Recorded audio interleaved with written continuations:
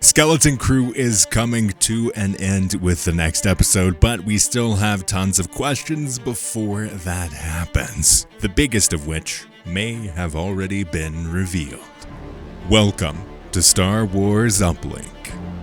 I have been greatly enjoying Skeleton Crew, and I'm honestly going to be very sad when it comes to a conclusion, just because I'm afraid that we won't necessarily see anything else like this going into the future, so obviously that concerns me. But until then, I am very excited about Skeleton Crew. I think there are lots of mysteries. It's opened up a good amount of questions about the Star Wars universe. It's also given us some great ideas to add to the history of Star Wars, some ways that the Star Wars universe works, and generally has just been a great light in a somewhat middling series of TV shows, and I've been greatly enjoying that. But obviously the big question that we all have, the big mystery is of At-Aten. What is this planet for? How has it been separated from the galaxy? Has it been this mint that has been producing things for the Old Republic? Has it ever been producing things for the New Republic? These are some of the questions that Skeleton Crew is giving us, and I've been really enjoying the mystery theorizing part of this show. It's been great. There hasn't been like, oh no, it changes this thing about lore, and it ruins this history because this character's here, or this person did this, or that doesn't make sense. Why would they do this? It's just pure Star Wars goodness, focuses on characters over lore, and I really enjoy that, while still adding some decent expansions into the kind of the galaxy, or I put it on the podcast, infrastructure of Star Wars. Obviously, the big mystery. Who is the Supervisor? That is the number one question when we look at Skeleton Crew so far.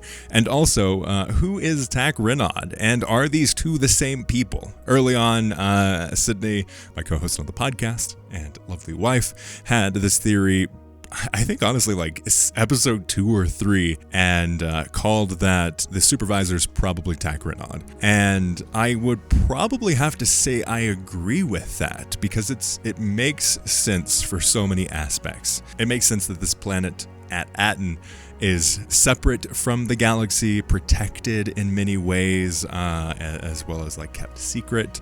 It also makes sense why this particular planet is still in operation, still producing money and gold credits for the galaxy without any interaction. I think we can draw the conclusion that the fact that this specific ship hasn't been back, or another thing like it, I think we can make that conclusion based off of the fact that this opening was underneath a soccer field or some kind of like field, and clearly hadn't been opened before. So this is something that I think we can very definitively say that this ship, or a ship like it, has not come back to receive any of these credits. Why is that? If this had been operating hundreds of years ago, this is before kind of the fall of the Old Republic, why hadn't there been this? Well, what if a pirate landed on this planet? They had taken this ship from At-Aten, or At-Akron, or whatever Republic emissary there was, taken that ship and brought it to At-Aten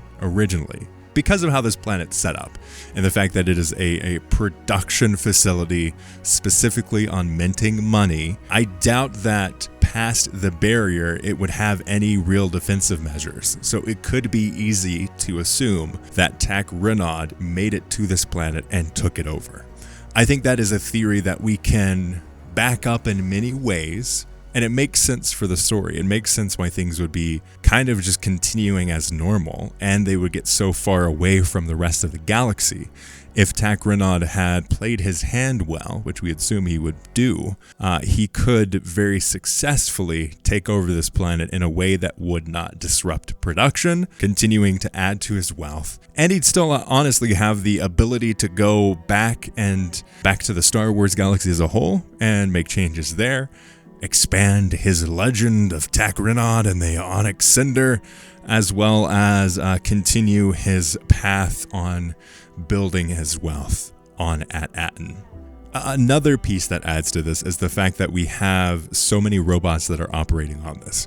Why would there need to be this level of automation if there was not a missing supervisor? Let's just say Tak Rennod had died because At-Aten had been missing for hundreds of years, as we hear John say. And this is something that I doubt Tak Rennod is still alive, but I think he would be wise enough to continue keeping it secret, because a pirate is all about his treasure, keeping his treasure secure, safe, and away from everyone else. Best way to do that is act like nothing has changed. Maybe altering his voice, maybe putting all of the systems in place to be maybe an AI version or computerized version of Tak Rennod that continues to operate things from the supervisor's room. I think this is where the biggest mystery is held, is this supervisor's room. Like, what is happening there? Why isn't there any proof that there is a living supervisor? Only thing we hear is that voice played by Stephen Fry, and this is something that I think is quite interesting when we look at the broader galaxy as a whole. There are obviously other institutions that are heavily reliant on droids. Not exclusively like it seems like this planet is, but I wonder how Tak Rennod could build this, make the timelines work and all that stuff, but I think it could be quite interesting. Some people are saying the voice isn't necessarily the same. I do wonder about that, though we never see Tak Rennod's face and his voice is distorted. So I don't know if we can make the biggest clarification that they are different. I also saw a comment on our previous podcast episode that says, the droid said unload. Is it that they believe he has something to unload and not load? Could it be that the other planets are in charge or were in charge of other materials and needed to manufacture the credits? Just a thought. I also love this idea that At-Aten, and all these other planets would work in collaboration with each other to build the infrastructure of the Old Republic, or the early versions of the Republic. Like, this is clearly Old Republic time frame, but it's on the later end, kind of towards the fall of the Old Republic, if you look at the timelines more accurately. And someone else says, since in his Allo he mentions At-Aten is the last Old Republic mint, keyword Old Republic meaning before his time. If he was before the Empire, that can only mean the actual Old Republic era, before 1032 BBY.